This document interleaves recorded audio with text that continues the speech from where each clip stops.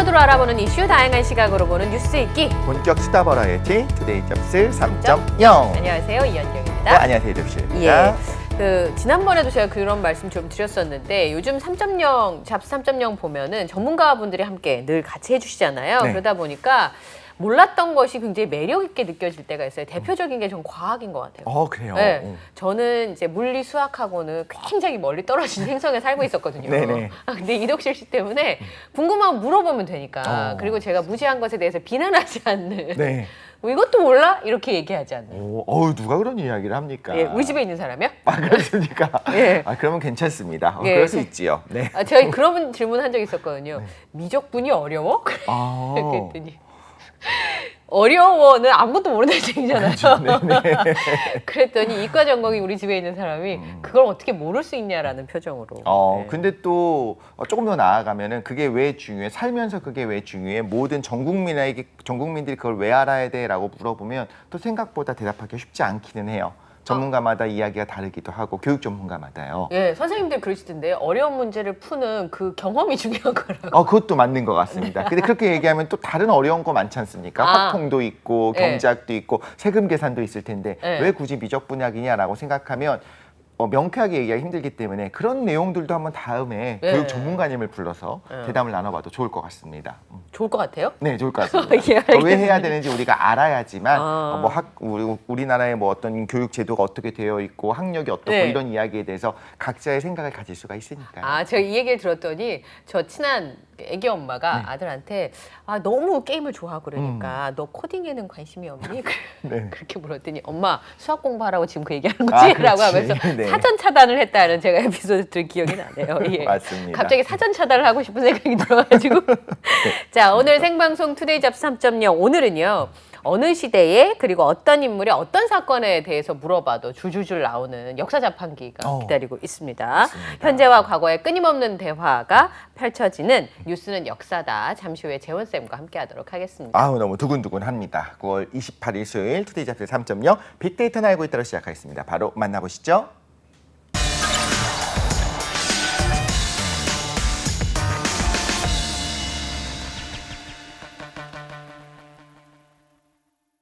네, 따끈따끈한 소식을 파헤쳐보는 얼리버드 시사 이슈 빅데이터는 알고 있다. 함께 하시겠습니다. 네, 한 분야에 대해서 굉장히 깊게 알고 있는 분이 있는가 하면 깊게 아는 분야도 있지만 또한 굉장히 넓게 알고 있는 분도 네. 있지 않습니까? 바로 이분이 감히 말하건대 시사 이슈에 대해서는 정말 척척 박사가 아닌가 싶습니다. 이데일리 김성 기자님 오늘도 나와 계십니다. 어서 오십시오. 네, 안녕하세요. 척척 박사는 한 30년 전에 나오는 내용 아니에요? 그렇죠. 척척 박사님. 네. 그렇죠. 요즘에는 뭐 AI다 이렇게 얘기해줘야 되는데 척척 박사는 30년 전에. 박사라고 하면은 보통 과학자에 대한 이미지가 있지 않습니까? 네. 제가 어렸을 때 생각을 했어요. 미디어에 나오는 과학자는 두 부류인 거예요. 세상을 멸망시키려고 하는 미친 과학자나 네. 아니면 동물이랑 이야기하고 항상 애들이랑만 얘기하는 척척 박사님 같은 네. 하얀 할아버지만 나오잖아요. 그 본인이 생각하는 박사님의 이미지는 어디 제일 가까워요? 전 후자에 더 가깝지 않을까? 그래도 예, 저는 아톰에 나오는 하얀 머리 여기 머리 없으신 박사님. 그렇죠. 크시고, 예. 그런 이미지들이 좀 있죠. 네. 그런데 되게 너무 젊고 스마트한 척척 그렇죠. 박사님의 이미지라서 네. 어떻습니까? 그런 얘기도 많이 들으시나요? 사실은 뭐 제 직업 특성상 뭐 모르는 처음 보는 분들을 뵈야 될 기회가 많이 있잖아요. 네. 그렇다 보니까 저도 뭐 사전 조사를 좀 하고 가기도 하고. 아, 그런데 그럼에도 불구하고 뭐 2시간, 3시간 동안 얘기를 하다 보면 약간 이제 속된 말로 마가 뜬다고 하잖아요. 네. 그래서 막 얘기를 합니다. 하고 막 그런 게 있었잖아요. 이 3초가 저는 너무 싫거든요. 상대방에게도 예의가 아니라고 생각하기 때문에 네, 맞아요. 첫 질문을 던지면서 두 번째 질문을 세팅을 합니다. 아하. 이런 뇌구조의 어떤 직업 생활을 오래 하다 보니까 약간 그래도 조금 많이 연구를 하려고 하고 가기 전에 좀 미리 하나라도 더 찾아보려고 하는 습관이 좀 들었던 것 같습니다. 마가 뜨는 걸 김성훈 기자가 싫어하셨어요. 싫어하시는구나. 우리. 방송 사고죠, 해볼까요? 방송이었으면. 네, 그래서 울어도 소리 내서 울어야 되는 거잖아요. 소리가 안 나면 방송사고. 꺼이꺼이 울면 안 되는군요. 네, 그러니까 엉엉 소리 없이 울어야 돼요. 눈물만 이렇게 흐리면 안 돼요. 네. 그럼 그건 방송사고예요, 라디오에서. 그럼 시청자 여러분 저 지금 울고 있습니다. 이렇게 해야지 방송사고가 아니에요. 훌쩍이라도 해줘야지. 네, 그렇죠. 뭔가라도 뭔가라도 소리를 내줘요. 맞아요. 그런 소리라도 내줘야 되는 거예요. 아니 오늘 아침에 제가 딱 들어오는데 기자님께서 또 이제 공부하고 계신 걸 봤어요. 로비에 앉아서 네. 전 처음 봤거든요. 그래서 전 좀 자주 봅니다. 넓은 등을. 저는 이제 맨 늦게 오다 보니까 네, 깜짝 놀라서 그런 느낌을 했습니다. 그러니까 척척 박사님 자판기처럼 뭘 물어보면 탁 나오는 분들이 사실 자판기 손으로 사람들이 채워놓잖아요. 네. 아 이런 자판기 같은 분들도 그 지식을 넣는 과정들이 필요하구나. 그쵸. 나도 열심히 공부해야겠다 이런 생각을 하게 됩니다. 더는 안 해도 될 것 같아요. 그만하세요. 예. 자, 빅데이터는 알고 있다. 오늘 세 가지 이슈 함께 보겠습니다. 자, 세 가지 보여주세요. 네, 아마겟돈. 그 아마겟돈. 아마겟돈. 어제부터 아마겟돈 얘기 굉장히 많아요. 1998년 작품. 저는 사실은 아마겟돈 하면 말씀하신 대로 영화 제목이 생각이 나거든요. 그 세기말을 네. 좀 기점으로 해서 행성이 충돌하는 영화들이 막 흥행을 했었습니다. 맞- 딥 임팩트. 딥 임팩트, 뭐 그쵸. 아마겟돈. 지금 뭐 약간 젊은 분들은 모르실 수도 있는데 그 영화 보면 항상 클리셰로 나오는 장면이 있습니다. 막 미국 뭐 고위 정보부가 행성 충돌 정보를 고위 정보를 이제 대통령한테 이제 백악관에 가서 보고를 합니다. 그러면 막 이거를 전 세계 국민들한테 보고를 해 말어. 지금 세계가 혼란에 빠질 텐데 맞아, 맞아. 우리가 네. 그냥 모른 척하고 서로 모른 척하고 넘어갈까? 왜 다 같이 죽음을 그냥 우리 다 맞닥뜨릴까라는 이런 장면들이 나와서 아 진짜 실제로 저런 일이 일어나면 어떻게 될까 고민을 했었는데 네. 비슷한 사례 좀 네. 관련해서 가지고 그러니까요. 왔습니다. 지구 충돌 위험에 대한 얘기인 거잖아요. 아마겟돈도 그렇고 그렇죠. 딥 임팩트도 그렇고 지구 충돌 소행성에 우주선을 충돌시켜서 궤도를 바꾸는 전략을 알아보기 위해서 인류 최초의 소행성 방어 실험이 한국 시각으로 27일 열렸습니다. 무려 1120만 킬로미터 떨어진 심우주에서 벌어졌다고 하는데 미국 항공우주국이 쌍소행성 궤도 수정 실험, 이른바 다트라고 하는데요. 이 다트 우주선이 오전 8시 14분쯤 22,530km 속도로 목표 소행성인 다이모르포스에 정확히 충돌하는 데 성공했다고 밝혔습니다. 네. 나사는 충돌 1시간 전부터 유튜브 TV를 통해서 그러니까요. 1초 단위로 전송되어 온 다이모르포스의 이미지를 실시간으로 공개를 하면서 충돌 과정을 생생하게 생중계했는데요. 인류가 소행성 충돌로부터 지구를 방어하기 위해서 소행성을 대상으로 시험을 한 것은 이번이 처음이라고 합니다. 네. 진짜 영화에 있었던 일이 2022년 돼서 실제로 일어난 거죠. 네. 우주선 충돌 결과가 어떻게 나오든지 간에 지구 방어 전략이 현실화했다는 점에 있어서 상당히 지금 의미 부여를 하고 있는 상황이고요. 네. 우주선이 10개월 넘는 기간 비행 끝에 목표한 작은 소행성에 다가가기 위해서 정확히 충돌하는 임무를 수행했다는 것 자체만으로도 뭐 지금 과학계나 뭐 여러 가지 업계에서 지금 환호하고 있는데 네. 저희가 또 관련 영상을 좀 준비해서 아, 그래요? 영상을 네. 좀 보고 오면 좋으실 것 같아서 좀 준비를 해봤습니다. 네. 한번 보시죠. 한번 보겠습니다. 아, 자료 추천 나사. 네. 예. 요게 소행성이에요? 지금 저희 하얗게 소행성이 보이는 거? 가고 있는 건데요. 사실 지금- 육안으로는 너무 느린 속도로 가고 있는 거기 때문에 상당히 지금 빠른 속도로 빨리 빨리 돌린 감기를 거네요. 하고 있는 겁니다. 네. 보시면 그래도 이제 뭐 변화가 느껴지죠. 아, 네, 네, 네. 아, 이게 그러면 전지적 우주선 시점인 건가요? 그렇죠. 맞습니다. 이제 뚜벅뚜벅 가는 아, 걸 저렇게 생겼어요? 그리고 실제 충돌할 때 이제 외부에서 봤을 던 아까는 그 하얀 우주선에서 게 본 거고 소행성이에요? 맞습니다. 지금 충돌한 다음에 이제 먼지가 뿜어져 나온 게 보이죠. 아, 뒤에 하얀 게 저기 먼지예요? 네네. 아, 먼지도 반짝반짝 빛나네요. 충돌한 우주에서? 다음에 그렇죠. 오. 먼지. 저게 지금 멀리서 봐서 먼지로 보이겠습니다만 사실 뭐 영화에서 보면 정말 우주 파편일 수 있는 거고요. 그렇구나. 앞에서 봤던 걸 그러니까 말하자면 여기 가고 있는 우주선에서 촬영한 영상인데. 그러니까 네. 우주선 시점에서 그렇죠. 블랙박스인 거네요. 우주선 그렇죠. 블랙박스. 맞습니다. 네. 네. 맞습니다.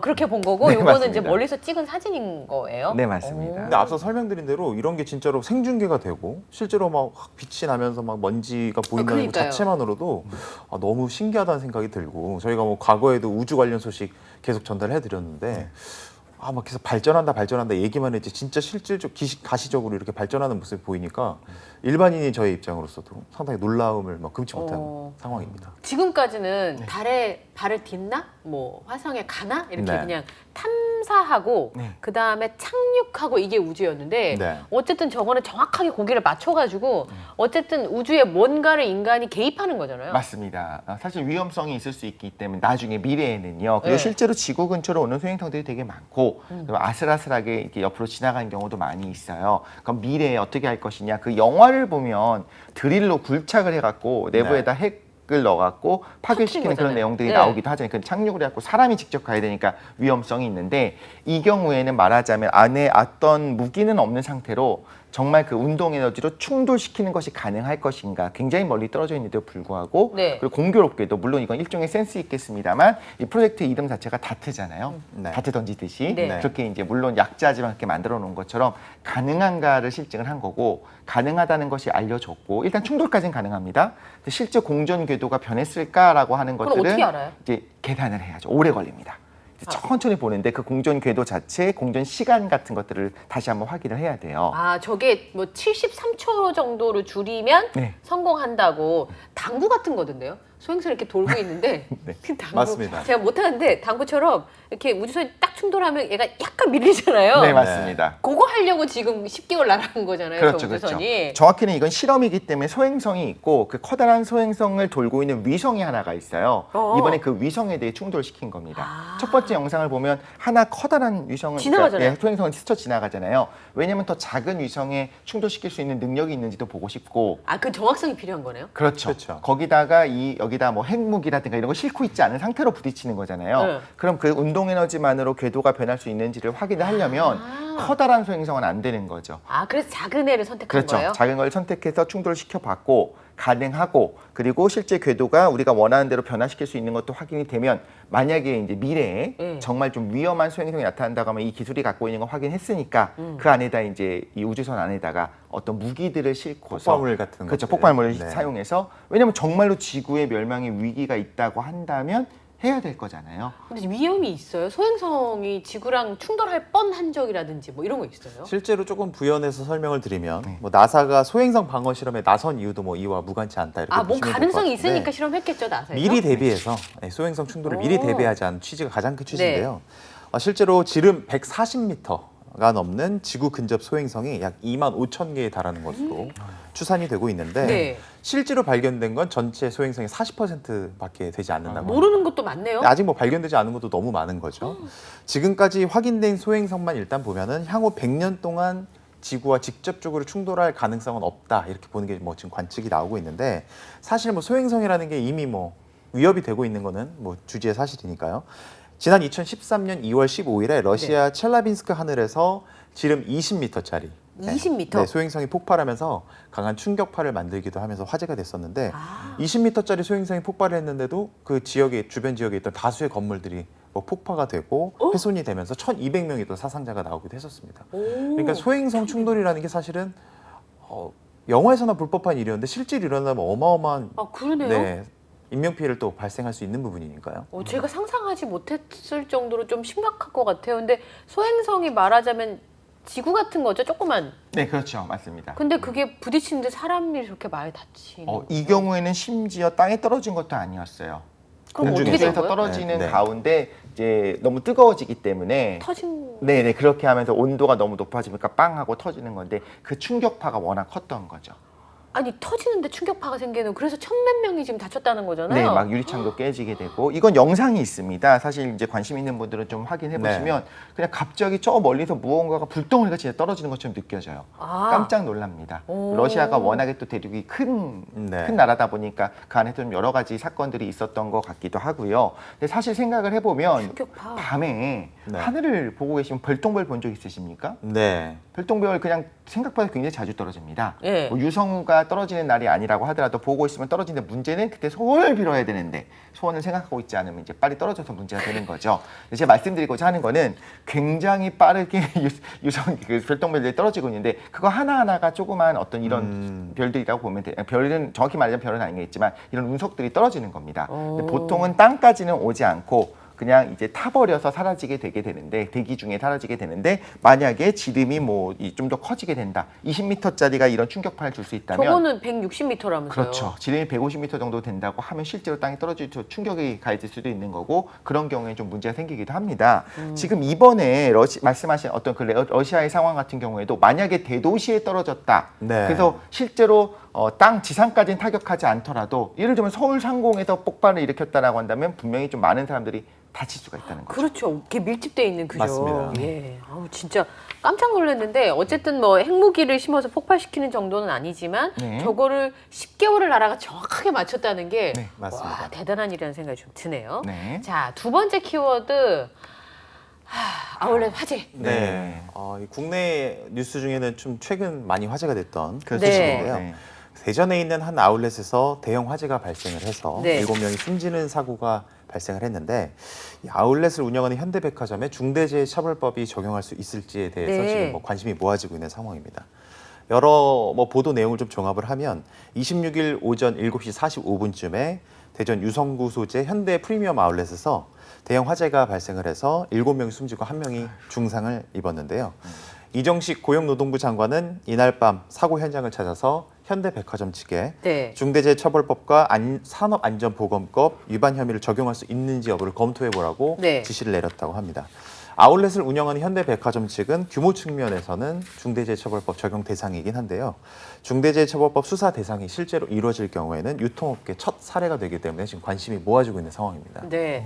근데 저 건물이 지은 지 오래된 건물은 또 아니라고 하더라고요. 맞습니다. 그런데도 시설 점검을 석 달 전에 했는데 24건이나 지적을 받았다고 하니까 혹시 그 현대백화점 아울렛에서 안전조치를 미흡하게 해서 이렇게 희생자가 많이 생겼다고 하면 네. 아까 말씀하신 것처럼 중대재해처벌법 적용 대상이 되는 거죠. 예. 중대재해처벌법 관련해서 조금 더 설명을 드리면 올해 1월 27일부터 시행이 네. 됐거든요. 상시 근로자 50인 이상 사업장에서 네. 근로자가 숨지는 등 산업재해가 발생했을 경우에 사고 예방 의무를 다하지 않은 사업주나 경영 책임자에 대해서 1년 이상의 징역 내지는 10억 원 이하의 벌금을 처할 수 있도록 한 법입니다. 이 법은 경영 책임자 처벌이 적절한지 여부와 조문의 불확실성 논란 등이 빚어지면서 경영계와 노동계는 물론이고 전 사회적으로 큰 관심을 불러일으켰었는데요. 노동부는 현대백화점의 중대재해처벌법 적용 여부에 대해서는 아직 좀 조심스러운 입장이긴 합니다. 그렇죠. 예. 노동부 측은 일단 화재 원인 감식을 통해서 사고 원인을 조사하는 것이 우선이라고 밝혔는데요. 화재의 경위를 정확히 파악해야만 그러네요. 산업재해로 볼 수 있는지 여부를 따질 수 있다는 설명이었습니다. 네. 이번 화재가 작업 환경이나 업무상 사유로 발생한 산업재해와 무관한 것으로 만약에 드러난다 이렇게 된다면 중대재해처벌법을 적용할 소지가 없어지기 때문인데 경찰은 일단 정확한 화재 원인 파악을 지금 나서고 있는 상황이고 국립과학수사연구원과 소방당국 등과 함께 지금 감식 작업 중에 있다고 합니다. 근데 너무 많이 타버려가지고 저기 화물차 한 대가 있었는데 거기서 연기와 불꽃이 시작된 거잖아요. 어제 들어가 보니까 뼈대만 남았대요. 네. 이제 그런 상황이니까 화재 원인을 밝히는 것도 시간이 좀 걸릴 것 같고 그 화재 원인 제공을 하거나 안전 조치를 미흡하게 했는지를 밝혀야지만 중대재해처벌법 적용 대상인지를 밝힐 수 있을 것 같은데 네. 저거 조금 속상했던 게 뭐냐면 이게 오전 7시 45분에 화재가 발생했잖아요. 네. 아울렛은 10시에 열고 네. 그러면 7시 45분에 일하고 있었던 사람들이 다 다친 거예요. 그렇죠. 네. 청소하시는 분, 네. 그다음에 저 방재센터 직원, 네. 그다음에 그 택배차 하차해가지고 물건 네. 실어 나르시는 분들. 그러니까 세상 부지런하고 열심히 그렇죠. 사시는 분들이 희생됐다는 게 네. 너무 속이 상하더라고요. 그렇죠. 네네. 거기다가 이제 어떤 화재의 원인을 정확하게 밝혀내야겠습니다만 그 이후에도 초반에 좀 잡을 수 있는 기회도 분명히 있지 않았을까 이런 걸 보면서 계속 이런 기사들이 나옵니다. 아울렛에서 사고가 나기도 하고 창고에서 사고가 나기도 하고 그러면서 이제 희생자들이 나타나는 걸 보게 되면 아니 이걸 왜 못 잡나 너무 안타까운 속상한 마음이 저뿐만 아니라 모든 국민들이 같은 마음일 텐데 좀 잘 이번에도 원인을 밝혀내고 조금씩 네. 나아지는 모습이 보여져야 되는데 지금까지는 그렇지 않았던 것 같아서 너무 좀 아쉬움이 있습니다. 네. 실제로 방송 뉴스를 제가 보다가 네. 알게 된 내용인데 이제 안타깝게 숨지신 분들 사연을 네. 좀 보다가 실제로 최근에 추석 연휴였지 않습니까? 추석 연휴도 반납하고 막 맞아요. 일했던 안타까운 사연이 공개가 되면서 유가족들이 너무 가슴 아파하시는 내용을 그러니까요. 봤는데 네. 다시는 좀 이런 일이 일어나지 않았으면 좋겠다는 얘기를 누차 말씀을 드리지만 사실은 참 계속 이런 일이 일어난다는 점에 대해서 너무 안타깝게 생각을 하고요. 앞서 네. 두 분이 말씀해 주셨던 대로 정확한 원인을 파악하고 네. 좀 조기에 진압할 수 있는 부분이 딱 정립이 됐으면 좋겠습니다. 네. 진짜 그렇습니다. 아니 소행성을 이렇게 충돌시킬 수 있는 능력이 있는데 아니 지금 이거 불 나기 시작한 거 화재를 감지를 하고 초반에 진압하는 게 이렇게 어렵냐 생각하면 이것 좀 너무 이상해. 아이러니하죠. 네. 비용의 문제도 분명히 있을 것 같은데 그게 확실하게. 가장 크지 않을까 싶은 생각이 그쵸, 들어요. 그쵸. 예. 네. 자 마지막 키워드는 누구 이름이에요? LCK 이씨인가 본데? 네. 이씨. 아니면 김 씨일 수도 있습니다. 아니 이시잖아요, L이잖아요. 김 A씨. 아, 영어는 또 성을 뒤로 뒤로? 뺍니다. 네. LCK. 독실리입니다. 지금 머리가 갑자기 혼미해지네요. 이게 뭐 죄송해요. 이니셜이라고 하니까 저는 약간 그 지퍼에 달려 있는 아. 회사 이름을 생각을 해봤었는데. YK 그리고요. 네, 네. 네. 영국 프리미어리그 너무 유명하잖아요. 네. 네. 뭐 전 세계 뭐 축구 팬들이 뭐 열광하는 리그인데 네. 한국에도 뭐 영국 프리미어리그 남부럽지 않은 리그가 있어서 한번 좀 소개를 해드리려고 가지고 왔습니다. 네. 그런 게 있어요? 바로 e스포츠 리그 오브 레전드 국내 대회인 LCK가 바로 그 주인공입니다. 아 이게 국내 대회 이름이군요. 네, 맞습니다. LCK. 네, 오. 리그 오브 레전드를 전담하는 국내 이제 중계 대회인데 LCK가 27일 밝힌 시청률 지표를 한번 살펴보니까 지난달 28일 열린 젠지 e스포츠하고요. T1 간 LCK 여름 시즌 결승전이 열렸었는데 최대 동시 시청자 수가 370만 명이었다고 합니다. 올해 4월 봄 시즌 결승에서는 517만 명이었다고 하는데 동시에요? 네, 두 번째로 높은 수치가 나왔다고 하고요. 손흥민 선수가 프리미어리그 득점왕이 결정되던 그 지난 5월 경기 때 스포티비 동시 접속자 수가 154만 명이었다고 하니까 뭐 두 배를 훌쩍 넘는 숫자죠. 눈에 띄는 거는 국외 시청자 비율, 그러니까 이제 바다 건너에 계신 분들 시청자 비율인데 결승전을 지켜본 370만 명 가운데 국내 시청자는 90만 명 정도밖에 되지 않았다고 합니다. 오. 약 25% 정도인 건데요. 네. 반면 중국어권 시청자는 60%, 220만 명이 달했다고 하고 영어권 시청자 수도 30만 명, 동남아로 분류가 되는 이제 베트남권 시청자 수도 20만 명으로 6%를 차지했다고 합니다. 분당 시청자 수 증가세에서도 너무 뭐 가파른 수치를 보여주고 있는데 국내는 17만 2천 명을 기록하면서 지난해보다 12% 늘었다고 하고요. 이 분당 평균 시청자 수라는 게 뭐냐 하면은 한 세트가 시작할 때부터 네. 끝날 때까지 지켜본 평균 시청자 수를 의미하는데 이게 뭐 스타크래프트 이어서 리그 오브 레전드까지 뭐 글로벌 선풍적인 인기를 끌고 있잖아요.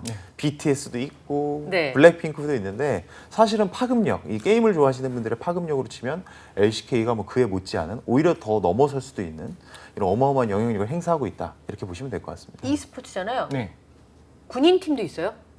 군인 팀이요? e스포츠의 이게 스포츠니까 상무팀 뭐 예, 이런 이렇게 팀도 있죠. 그런 네네. 것도 있을까요? 네네. 우리나라 분들이 저런 걸 되게 잘하는 것 같아요. 그렇죠. 예. 희한하게 너무너무 잘해서 맞습니다. 놀라울 정도인 게 이유가 있을까요? 이렇게 잘하는 이유가? 그것도 여러 가지 분석이 있는데 혹시 분석된 것들이 좀 있나요? 제가 사적인? 저희 사적인 분석력이라고 하면은 뭐 이제 한민족의 고도화된 집중력이 아닐까 싶어요. 아, 저희도 고도화 양궁 집중력. 또 저희가 또 활용인족 아니겠습니까? 오, 양궁 좋아하는 정확하게. 거랑 예, 지금 뭐 나사는 다트라고 하지만 저희 네. 는 활이 있으니까요.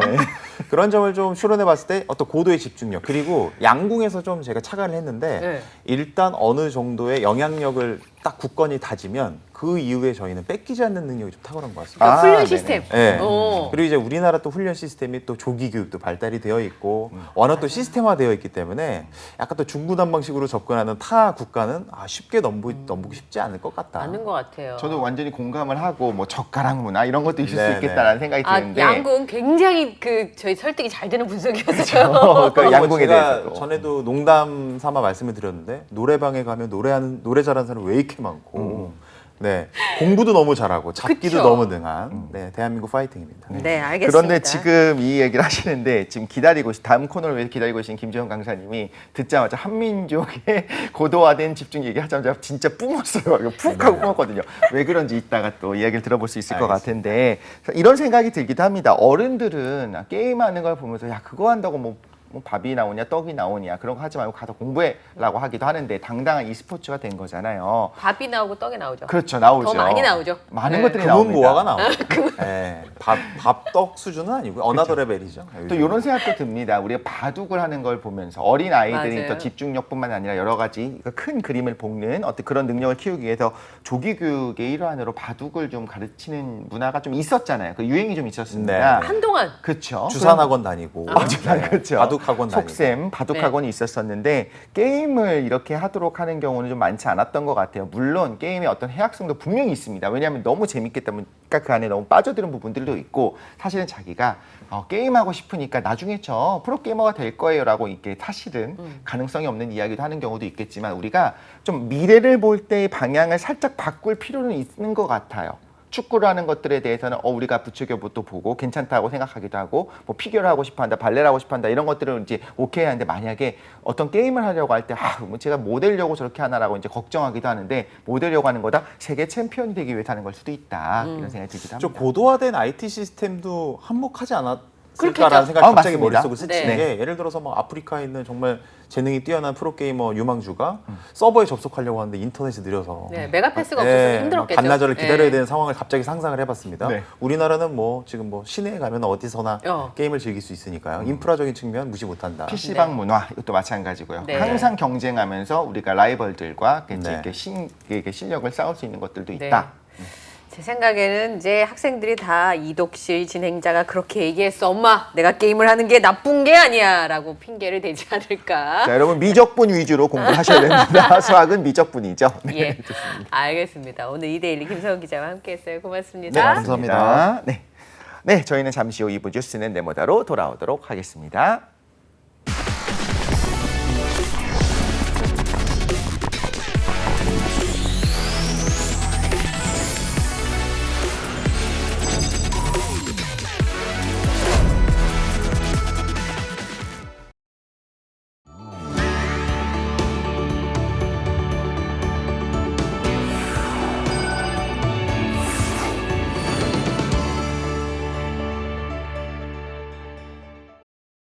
네, 뉴스 읽기를 시작해서 어디로 튈지 모르는 요절복통 도미노 토크 뉴스는 네모다. 오늘은 뉴스는 역사다로 함께하겠습니다. 네, 이 시간 함께 하실 분 소개해드리도록 하겠습니다. 저희 제작진들이 너무 좋아해서 이분이 오실 때마다 이분의 사진으로 리뉴얼된 바탕화면을 만든다고 합니다. 오늘 바로 바탕화면을 만드는 날이 될 것 같은데요. 우리 역사의 재원쌤 김정 강사님이 여기 오셨습니다. 어서 오십시오. 네, 안녕하세요. 원래는 그 대본에 질문이 있는데 갑자기 재원쌤 얼굴을 보고 궁금한 게 달라졌어요. 네. 아까 그거 양궁 얘기했잖아요. 아, 네네네. 그 한산에도 보면 이순신 장군이 활을 쏘잖아요. 그렇죠. 네. 그 아까 게임을 잘하는 역사학자 입장에서 어떻게 생각하세요? 어떤 거요? 한국 사람들 게임을 굉장히 잘하잖아요. 네. 많이 저도 하니까. 많이 하니까. 많이 하니까. 재원쌤도 그런 거죠. 게임 하세요 혹시? 하죠. 아 진짜요? 하죠. 많이들 하지 않나요? 아니 게임을? 역사를 연구하니까 게임을 안 하실 것 같지 그러니까 않아요? 뭐 삼국지 같은 거 하시나요? 네, 그리고 아. 취미로 난중일기 읽을 것 그치, 같아요. 네. 축구 게임이에요? 축구 게임. 아직 기어집니까? 네, 축구 게임 합니다. 어. 네네. 게임 하죠. 네. 네네네. 그래서 갑자기 우리나라 민족들이 그 활을 굉장히 잘 쐈나요? 뭐 이런 거가 굉장히 궁금해졌어요. 근데 네. 활은 진짜 잘 쏜 거는 맞죠. 희한하게 어. 활과 말 이런 것들을 좀 잘하지 않았습니까? 그 한반도에 살았었던 다양한 종족들 그리고 네. 한반도에 있었던 많은 나라들의 특징 싸움의 기술들은 싸움의 기술. 주로 활이에요. 그거는 임진왜란 때까지도 활입니다. 이순신 장군이 이렇게 하는 그런 것처럼. 네, 이게 물론은 임진왜란 때도 그렇고 포가 중요한 역할을 하기는 하지만 네. 사실 포는 이거 얘기 이렇게 길게 해도 돼요? 그럼요. 상관없나요? 제 마음이에요. 네네. 끝나고 혼나는 건 제가 알아서 할게요. 예.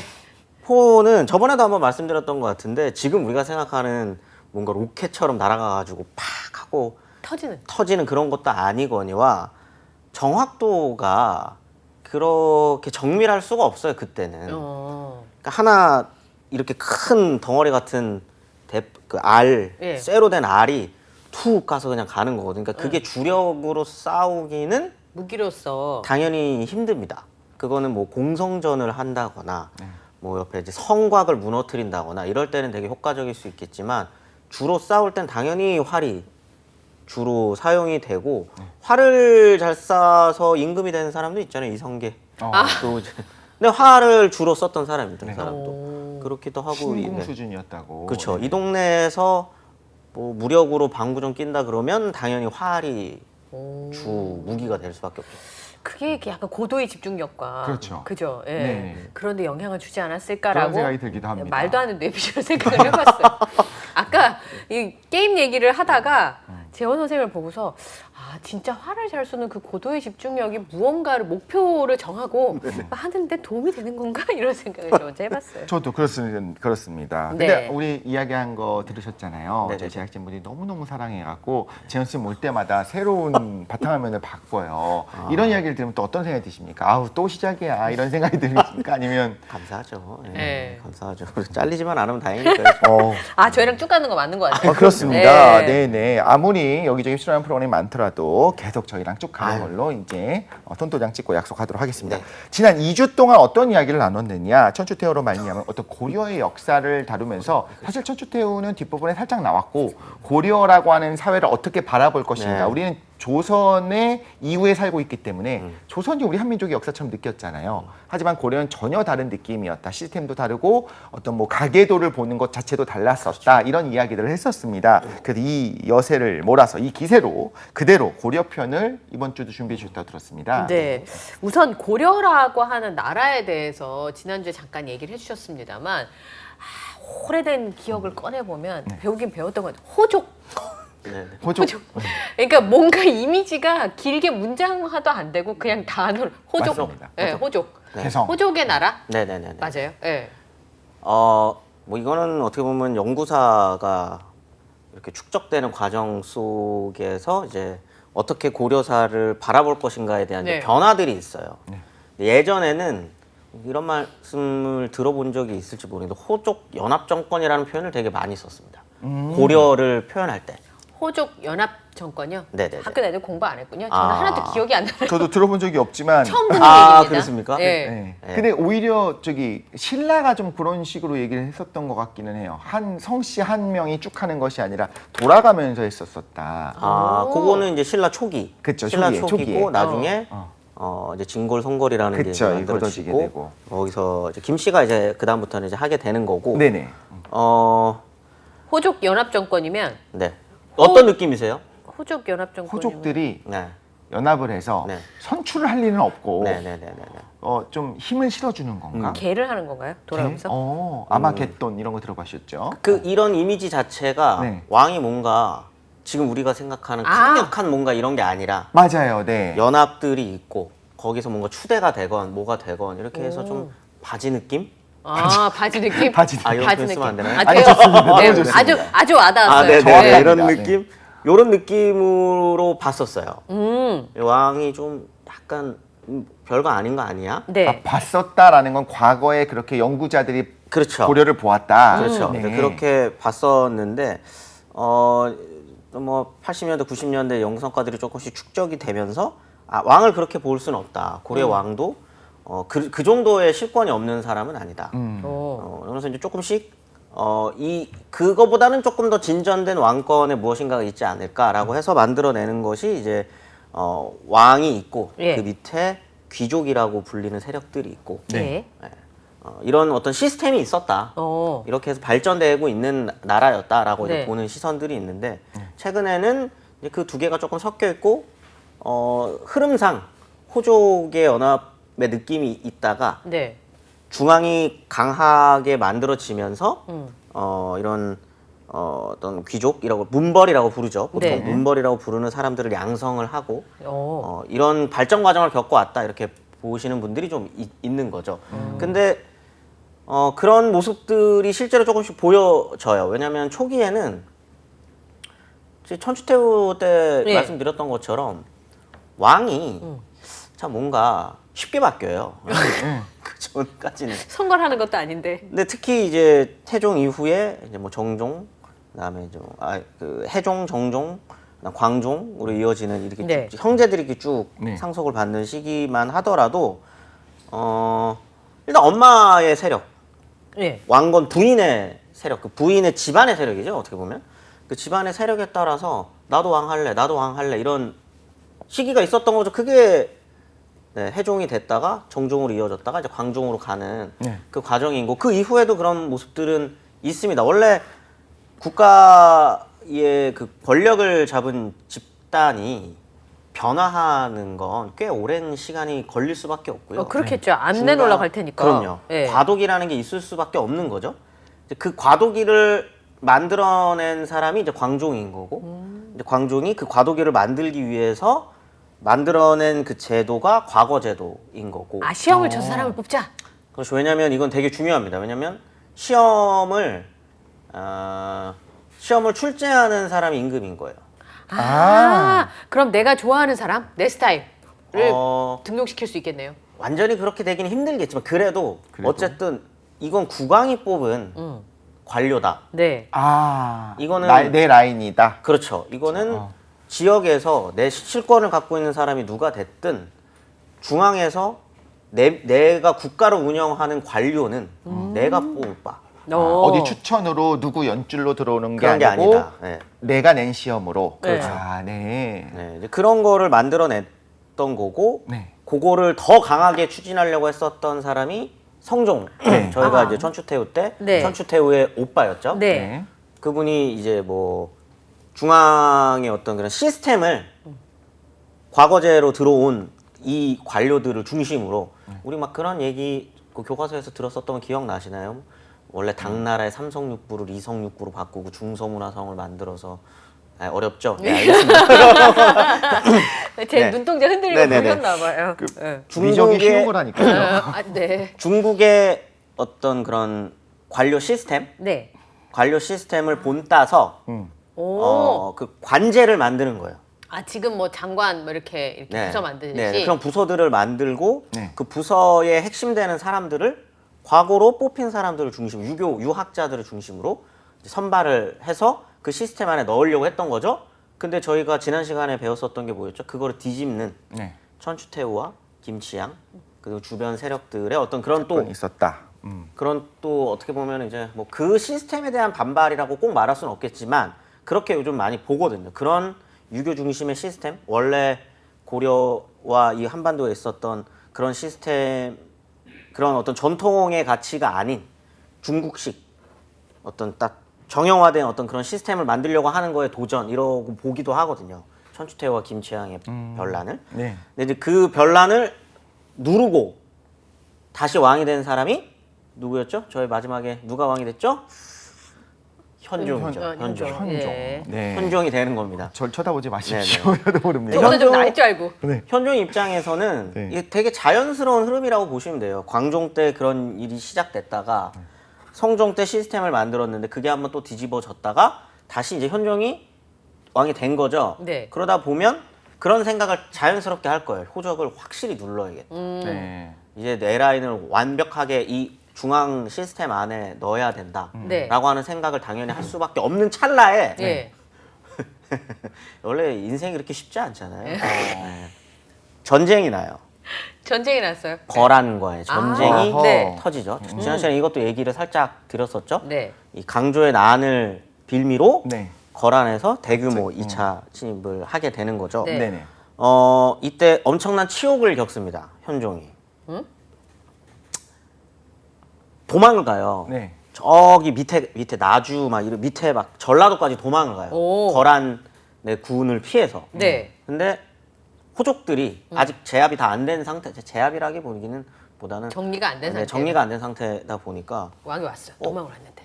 거란 애들이 이렇게 내려오고 있네. 네. 근데 왕이 도망을 왔네. 네. 문을 안 열어줍니다. 어머나. 저 그 얘기 거기까지 딱 네네. 얘기하셨어요. 막 이렇게 그러니까 왕대우를 안 해주는 거예요. 저게 무슨 왕이야? 아유 아직 고려라는 나라가 아직 들댔어. 뭔가 덜 됐구나. 네. 안 해주는 거예요.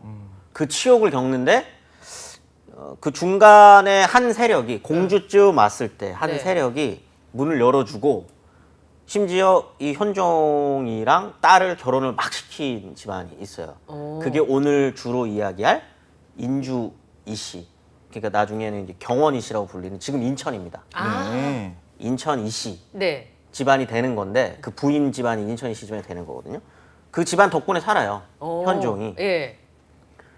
그리고 현종이 생각을 하죠. 아 이건 단순히 제도만 개혁해서는 안 되겠다. 그렇죠. 군권을 장악해야겠다. 그래서 군권. 중앙군을 엄청나게 키우기 시작하면서 네. 군권을 장악해 나가기 시작합니다. 그리고 아까 말했었던 그 주변에 있어 자기 측근들이 생기잖아요. 네. 처음에는 이 측근을 막 키워주진 않아요. 왜냐하면 아까 말했었던 그 시스템을 만들어야 됐기 때문에 과거로 뽑힌 사람들이나 이런 사람들로 해가지고 시스템을 만들려고 하죠. 그리고 난 다음에 문종이라는 왕이 네. 이제 되는데 이 문종 때가 고려의 전기 중기까지 합쳐서 가장 태평성대 시절입니다. 아. 전쟁도 없고 그다음에 네. 이 광종, 그다음에 성종, 현종 때 이어졌었던 어떤 그런 시스템이 정비되고 네. 이게 완벽하게 좀 어떻게 보면은 자리를 잡은 시점을 보통 문종 연간으로 보거든요. 네. 약간 세종대왕 느낌이 살짝 있네요. 그렇죠. 그렇게 해가지고 뭐 시스템도 정비시키고 토지도 전식과라고 하는 그 고려 시기를 대표하는 그 토지 제도를 완비시키고 네. 그다음 군권도 확실하게 장악을 한 이 시점이 이제 되는 거죠. 근데 아까 말했던 것처럼 인주 이씨 예. 요 집안이 음. 그거를 이용을 해요. 어떻게 이 시스템을. 이 시스템 안에서 어떻게 보면 시스템을 이용하기 위해서는 머리가 좋아야 됩니다. 그래서 이 집안에서 과거에 합격하는 사람들이 많이 나와요. 아, 실제로. 그렇죠. 어쨌든 심어놔야죠. 시험을 통과를 해야지 어쨌든 네네네. 올라가는 거니까. 네네네. 근데 이렇게만 얘기하면 고려가 되게 굉장히 시스템적으로 굉장히 딱 돼가지고 그럼 실력만 있으면 다 되는 이런 그쵸. 나라인 것처럼 보여지지만 고려도 한계가 있습니다. 그게 뭐냐면 그게 이제 음서요? 음서제. 네. 하는 거예요. 이게 안 좋은 의미로 많이 썼던 것 같아요. 뭐 현대판 음서제다 네네네네네. 막 이런 식으로. 추천이에요? 네. 추천이라기보다는 아버지가 네. 몇 급 이상, 지금으로 따지면 한 장차관급 정도 이상의 고위공직자면 자녀가 자동으로 한 7급 정도로는 그냥 오는 거예요. 시험 없이. 참. 너무하다. 예. 거기에다가 하나 더 붙여지는 게 공음전이라고. 공음전 또 뭐예요? 땅? 그렇죠. 예. 마찬가지로 그런 고위공직자들에게 세습이 가능한 땅을 줘요. 그러면 시간이 지날수록 점점 땅이 줄어들겠네요. 당연하죠. 네. 이게 어떻게 보면 고려의 토지 제도와 음. 이 시스템, 이 관료 시스템의 한계죠. 근데 왜 이러냐? 되게 자연스러운 거예요. 호족의 나라라고 불릴 정도로 호족들이 셌어요. 그럼 이들을 중앙귀족화를 해야 돼요. 네. 관료제 시스템 안에 넣어야 된다는 거죠. 네. 그냥 들어와. 안 들어오겠습니까? 들어오죠. 안 들어오죠. 뭔가를 줘야 돼. 당근을 줘야 되는 거죠. 그 당근이 음서와 공음전이었던 거예요. 아. 이렇게 내 밑으로 들어오면 네. 네 자식 또 들어와. 시험만 쳐가지고 들어오면 네 자식 7급 정도는 되고 그다음에 세습 가능한 땅들이 내가 주는 거니까 일단 들어와.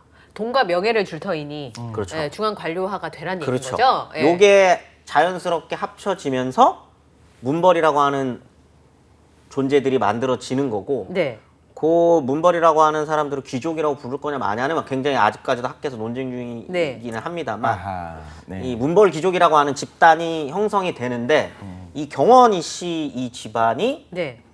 이거를 너무나도 잘 이용한 거죠. 오. 어떻게 왕과 인척 관계를 맺으면서 사돈이 되어서. 네. 네. 그 관계를 맺어서 이쪽 초기에 이 문종 이후에 경원이 씨 집안에서만 왕이 연달아 한 3번 정도가 나와요. 툭툭툭툭 이렇게. 그러니까 이렇게 되면 이제 엄청난 측근이 그리고 되는 이제 거죠. 그 3대면은 그 한 100년이 안 되는 기간 동안에 또 자기들이 유지할 수 있는 모든 시스템을 구축을 그렇죠. 할 거 아니에요. 그렇죠. 내가 그래서- 뭔가를 가지고 있을 때. 네. 문벌 그야말로 귀족화가 된 거죠, 이제. 오. 근데 하나의 사건이 터집니다. 그게 뭐냐면 고려는 굉장히 특이한 나라예요. 지금 우리가 봤을 때는 그게 뭐냐면 왕이 왕 역할을 하지 못하면 왕 역할을 하지 못할 것 같으면 왕을 안 시켜요. 그게 무슨 말이냐면 조선 같은 경우는 저희가 알고 있는 인식은 조선의 임금일 테니까 뭐 숙종도 마찬가지, 조선의 숙종도 마찬가지였고 아니면 뭐 단종도 마찬가지죠. 어린데 왕이 되잖아요. 왜? 적장자니까. 그렇죠. 핏줄. 네. 그게 안 될 것 같다? 왕 역할을 잘 못할 것 같다? 너무 어려서 그럼 수렴첨정을 해서라도 적장자가 웬만하면은 왕을 시키게끔 합니다. 할 만한 사람으로. 네. 고려는 그런 걸 인정하지 않아요. 잘. 그럼 어떻게 해요? 왕 역할을 해야 되게 그렇기 때문에 형제 상속이 굉장히 많습니다. 왜냐하면 최종 결재권자거든요. 네. 왕은 똑똑해야 돼요. 그렇지. 오. 네. 근데 문제는 그거를 합리적으로 잘해서 정말 잘 왕을 할 수 있는 그렇죠. 사람을 뽑아주면 좋은데 입김이 들어가기 시작하면 위험해질 수 있겠네요. 그렇죠. 근데 이 중간에 이 부자 상속을 하려고 하는 세력이 생기는 게 인주시예요. 왜냐? 인척 관계를 맺었다 그랬잖아요. 그러면 이 집안으로만 내려와야 되는데. 그렇죠. 그러니까 자기의 외손자가 네. 계속 왕이 돼야 왕을 되는. 해야 되는 거예요. 근데 그렇죠. 적장자인데 예종이 아마 빨리 죽었을 거예요. 네. 그러다 보니까 이게 뭐라 그래야 돼? 아들로 이어지게끔 하려고 하는 세력, 예. 경원이 씨. 네. 아니야, 고려의 전통은 그게 아니잖아. 그게 아니잖아. 왕은 왕은- 너무 어려서 위험해. 네, 딴사람해야 돼. 형제로 해야 되잖아라고 하는 세력이 붙은 거죠. 아, 그러면 세력의 중심이 이동할 수 있는 위험이 생기는 거잖아요. 그렇죠. 그래서 고려의 숙종이 네. 이 계림공이라는 사람이었는데 형제였어요. 네. 예, 이 숙종이 쿠데타를 일으킵니다. 아, 너무 어린애가 왕을 했잖아. 네. 이건 고려의 전통이 아니야. 그래서? 라고 해서 패해요. 네. 그래서 인주이 씨 이자이라고 하는 그 인주이 씨 집안이 한번 휘청거립니다. 아, 왕이 바뀌니까. 근데 이것도 되게 재밌는 거예요. 비슷한 일이 조선 때 있었어요. 뭐죠? 인조반정. 그릇 아니죠. 예, 중종 아니죠. 아닌가요? 계속 아니네. 네. 계유정난. 단종 조카를 패하고 세조 세조가 왕이 됐. 왕이 됐었던 게 바로 이 똑같은 사건이잖아요. 네. 그렇죠. 그 똑같은 사건이 고려에 있었던 거예요. 음. 근데 조선에서는 이 단종의 폐위가 나중에 이 살인들부터 해가지고 이 두고두고 사람들한테 불씨가 되잖아요. 두고두고 불씨가 되잖아요. 네. 고려에서는 이게 너무나도 자연스러운 거예요. 당연한 문제가 거야. 되지 않아요. 어. 왜? 어린 사람이 왕하는 거는 오히려 이상한 거니까. 위험하니까. 네. 네. 그렇게 해서 이제 숙종이 왕이 되는 거죠. 네.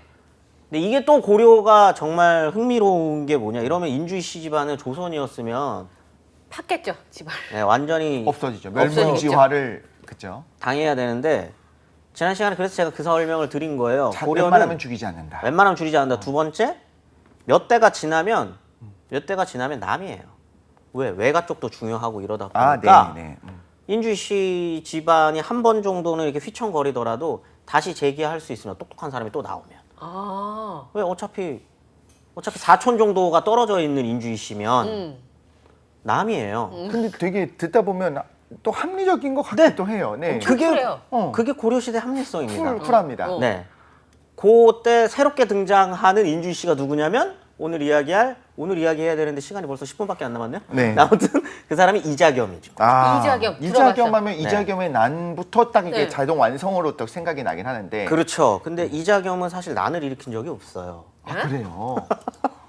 이 모든 왜 지금까지 배웠던 이 모든 것들이 무너지고 다시 세우는 시간이 항상 수요일인 것 같아요.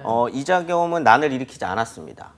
근데 세력이 워낙 세다 보니까 건방짐이 하늘을 찌른 거죠. 아, 네. 예종에게 외종에게 딸을 줘요. 네. 네. 일단. 근데 그 다음에 왕이 되는 인종에게도 딸을 줘요. 그러니까 인종은 이모랑 결혼한 거예요? 이모랑 결혼한 거죠. 어허, 네. 두 명을 보냅니다. 네. 이모 두 이모 둘을 시집 보낸 두, 거예요. 두 이모. 그래가지고요. 네, 겹사돈인 거죠. 네. 세 명을 겹해서 이제 사돈을 한 거죠. 그러니까요. 네. 그러다 보니까 인종이 왕이 됐을 때 그 위세가 어느 정도였겠냐는 거죠. 그러니까요. 엄청난 거죠. 그다음에 인종을 왕 시켜준 것도 사실상 그 외할아버지자 장인어른이죠. 네. 장인어른이었었던 이 세력 때문에 밀어줬기 때문에 네, 이 가능했다. 사람이 되는 그러다 보니까 이제 건방짐이 하늘을 찔러서 그렇겠네요. 그럼 이자겸의 이자겸의 난이 그 장난이라는 설이 있네요. 장난질을 친 거죠. 왕권을 두고 이자겸의 장난일 수 네. 왕권을 두고 장난을 쳤다. 어느 정도 하면 일단 존칭을 안 쓰려고 합니다. 그러니까 왕한테. 네 외할아버지잖아요. 아, 네, 그래서 경자를 안 붙이게 해달라. 그다음에 어. 삿대질을 했다라고 해서 물론 사료는 나중에 붙여지는 거니까 아마 이걸 좀 과대 포장한 걸 수도 있겠지만 이렇게 왕을 인종이 열로 만약- 열로 말하자면 네. 이렇게 부른 거예요. 열로 거의 열로 이렇게. 예전에 일로, 그 일로, 일로. 조조가 헌지한테 했었던 그런 것처럼 막 것처럼. 그런 식으로. 네. 네. 그다음에 이제 이때는 고려가 스스로 황제를 칭하기 때문에 네. 이제 책봉을 해줘요. 신하들에게. 네. 근데 이제 이자겸이 나한테 조선의 조선 국공 뭐 이런 거를 달라 그래요. 그러니까 네네. 이 지역을 내가 다스리는 아, 걸로 책봉을 해달라라고 어. 거의 협박을 이제 하는 거죠. 자기도 약간 왕처럼 살고 싶었던 그렇죠. 왜 고려는 황제국이잖아. 그러니까 나도 조선 국공 이런 거 줘. 네. 이렇게 하는 거. 그다음에 자기 생일에 절자를 붙여요. 무슨 잘. 그래요. 저 윗집하고 약간 느낌이. 네. 저 윗집하고 약간 네네. 느낌이. 뭐 이런 거를 한다거나 그다음에 부정부패는 당연하고 이자겸의 부인 특히 부인이 삥 뜯고 이런 표현 쓰면 안 돼요. 그것까지는 괜찮습니다. 아, 그렇습니까? 네, 딱 이제 거기까지만. 막 시장에서 사람들 갈취하고 네. 아니 그 밑에서 그런 걸 뭐 네. 뇌물을 주는 게 곳간에 막 쌓여가지고 썩어났다라는 표현까지 쓸 정도로 아, 이 네, 부패가 참. 엄청나게 심한 거죠. 아니 왜 그 예외 없이 권력을 차라리 왕이 가지고 있으면 이렇게까지 안 되는데 어떤 가문이 가져가는 그렇죠, 그리고 그렇죠. 이걸 다 봐왔기 때문에 조선에서 그렇게 외척을 배제하고 싶어하고 그렇죠, 초기에 맞습니다. 그 궁신을 쳐내려고 한 거잖아요. 맞습니다. 근데 왜 이렇게 예외 없이 타락을 할까요? 이게 너무 사실 보면서 답답한 거예요. 클리셰죠, 클리셰. 네. 잘하면 되잖아요. 잘 그 임금을 보좌해서 좋은 태평성들을 일으키면 되는데 왜 예외 없이 이렇게 돼요? 그거는 뒤에 본 사람 입장인 거고요. 거기 사는 사람 견물생심 아니에요? 아. 사람은 원래 욕심이 있는 동물이니까 제가 생각할 때. 예. 당연한 이것도 당연한. 그리고 느낌으로. 끝나지 않을 거라고 생각했죠. 이 권력이. 그렇기도 그렇지. 하고 네. 근데 이제 우리가 생각해봐야 되는 것 중에 하나는 그게 뭐냐 물론 이거는 이자겸은 고려사의 반역열전에 있는 사람이기는 합니다. 그게 뭐예요? 반역자들만 따로 열전을 반역 열전. 네. 있는 사람인데 네. 그렇게 생각해 볼 수도 있어요. 안 좋게 나중에 붙인 거죠. 안 좋은 걸 왜? 아. 이거를 진압한 인종에게 정당성을 줘야 그쵸. 했기 때문에 이 정도로 나쁜 사람이었다. 나쁜 사람이다라고 해야 할 그런 개연성도 조금 있는 거예요. 그래서 사실 그때 가보지 않으면 알 수 없는 부분이니까 그렇죠. 추정해보는 거죠. 물론 고려 조선 시대 때 이 사관들의 어떤 직업 의식이 굉장히 투철하긴 합니다. 네. 없는 거를 쓰진 않아요. 음. 다만 있는 거를 과장하긴 하죠. 그렇긴 합니다만 없는 사실을 쓰는 거는 이때 당시 사관들의 윤리 의식상 그거 안 되기는 해요. 네네. 아무튼 근데 이거 웃기잖아요. 난을 일으킨 적이 없는데 이자겸의 난이라고 부르는 것도 웃기잖아요. 왜 그러네요. 그렇게 된 거예요? 이게 뭐냐면 인종이 똑똑했었던 것 같아요. 네. 18살이었는데 네. 외할아버지가 자꾸 이런 식으로 나오니까 응. 이거는 가만두면 안 될 것 같은데. 분노했지. 18살짜리가 18살이 원래 보통 그 가장 그 치기 어린 나이죠. 그 호르몬 팡팡 네네네네네. 분비하고 가장 하죠. 넘치죠. 그러니까 안 되겠다. 손을 봐줘야겠다라고 해서 외할아버지 장인어른. 네. 장인어른 편하십니까? 저는 굉장히 아버지처럼 여기긴 합니다만. 편한 거하고 좀 다른 문제죠. 그렇지. 그거는. 아빠라고 하기 쉽지 않죠. 그렇죠. 아니 예를 그렇죠. 들어서 장인어른 반말하실 수 있어요? 제가 장인어른게요. 네. 그런 거지. 이렇게. 네. 아빠 과자 사줘? 뭐 부부 사이에 문제가 있었을 수도 있는 거고 모르는 거지만 그렇죠. 아무튼 네. 뭔가 손을 봐줘야겠다라고 해서 먼저 칩니다. 친다는 건 공격을 하죠. 군사를 일으켜서? 해서 일으켜서 하는데 왕당파라고 네. 해야 될까요? 네. 해필이면 이 이자겸의 가장 측근이자 네. 인척 이제 똑같이 사돈 관계에 있었던 사람이 누구냐면 척준경이라고 네.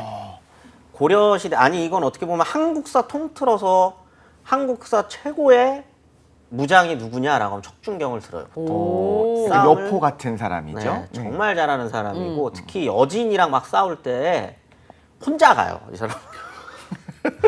혼자 들어가 싸워요. 혼자 이걸로 들어가서 게임을 만들어도 되겠는데요? 척준경은 네. 심지어 이름조차도 네. 그러니까요. 정자가 붙어서 더 진짜 좀 그런 느낌이 있어요. 그러니까요. 혼자 가요. 성벽을 막 타고 올라가서 이런 정도로 아무튼 이 시기뿐만 아니라 고려를 통틀어서 척준경이라고 하는 이 무장의 어떤 위세와 어떤 그거는 엄청난 사람입니다. 이 사람이 이자겸 옆에 있었어요. 그래서 네. 인종이 치러 갔는데 이 척준경이 다 쓸어버리고 혼자서. 인종을 감금시켜버립니다. 그러니까 결국에 한 명의 무장이 무지하게 중요하다는 생각이 드는 게 이거 우리가 굉장하죠. 삼국지를 많이 읽고 거기서 네. 역사를 깨닫잖아요. 사실 동탁을 제거하려고 하는 왕윤이 그 여포 뭐 이런 그럼요. 느낌이 좀 있어요. 네. 한 명만 제대로 이렇게 옆에 있어도 그렇죠. 그 수많은 군사가 있어도 어떻게 할 수가 없는 부분들이 네. 좀 있네요. 아니 왕을 감금시키면 어떻게 되는 거예요? 그러다 보니까 그리고 난 다음에 이자겸이 뭔가를 하려고 하는 거죠. 이제 네. 네가 먼저 쳤잖아. 네. 네가 그렇죠. 외할아버지를 쳤으니까 이렇게 막 네. 하는 거예요. 근데 난 맞는데. 본인이 생각을 해도 네. 이게 너무 비정상적인 구조인 거죠. 아하. 이자겸 생각해. 이자겸이 생각해도 왜냐하면 왕은 그래도 고려는 왕인데. 왕씨의 나라입니다. 네. 이 씨가 나라는 게 역성혁명이에요. 이미 그래서. 이 정도로 무너진 나라도 아니에요. 그리고 고려는 이미 아직은 왜냐 네. 말씀드렸잖아요. 문종 이후로. 이후로 아직 100년도 안 지난 한 2, 30년밖에 안 지난 오. 시점이기 때문에 이 시절은 굉장히 태평성대 시절이었어요. 오. 네. 그렇기 때문에 정당성이 없는 거죠. 그렇죠. 맞아. 네. 그거를 인종도 압니다. 그래서 자기가 강금이 됐을 때 대신들 모아놓고 이자겸한테 내가 왕에 넘길 테니까 그럼 네가 왕해라고 해버려요. 이자겸이 울면서 무릎 꿇고 저는 딱 두 마음을 품지 않았습니다라고 하는 거죠. 야, 이것도 정치적 결단이다. 그럼, 그렇죠. 네, 할 수 어. 여기까지 읽은 거죠. 그렇죠. 와. 이자겸은 인종을 바지로는 안 치고 싶지만 네. 본인이 왕 될 수는 없다라는 걸 너무나도 알아요. 알고 있었고. 그러니까 불안한 정세가 이어지는 속에서 그 이자겸의 아들의 노비랑 예. 이 척준경의 노비가 싸우는 일이 발생해. 걔도 우연적인 겁니다. 예. 네. 네, 이 이자겸 아들의 노비가 척준경의 노비의 아들한테 노비한테 척준경의 노비한테 야 이번 일 다 척준경 니네가 한 거잖아. 뭐 이렇게 한 거예요. 그래서 싸운 본인들- 거예요. 찔렸어. 아 밑에 이제. 밑에서 예. 밑에서 싸운 거죠. 네. 밑에서 그 얘기를 듣고 척준경이 열이 받은 거죠. 근데 이 소문이 장안에 퍼졌어요. 퍼진 거예요. 그걸 인종이 듣습니다. 예. 그리고 인종이 둘 사이에 틈이 벌어졌구나. 야, 이거 머리 좋다. 네. 여기까지. 그래요? 진짜 아쉬워요. 그렇죠. 엔딩 샷이에요. 아, 네, 다음 네네. 주부터는 그 아이돌 마지막 샷 있잖아요. 그거 준비하고 오세요. 네. 그렇군요. 맞아. 네. 다음 얘기는 저희가 다음 수요일에 듣도록 네, 하겠습니다. 확실히 명분이 가장 중요하다. 하지만 정말 흥미진진한 건 바로 다음 주에 네. 듣는 걸로 하겠습니다. 지금까지 뉴스는 역사다 김재원 강사님과 함께했습니다. 오늘 함께해 주셔서 감사합니다. 고맙습니다. 저희는 내일 오전 이 시간에 다시 찾아뵙겠습니다. 네, 다음 시간에 또 만나요. 안녕.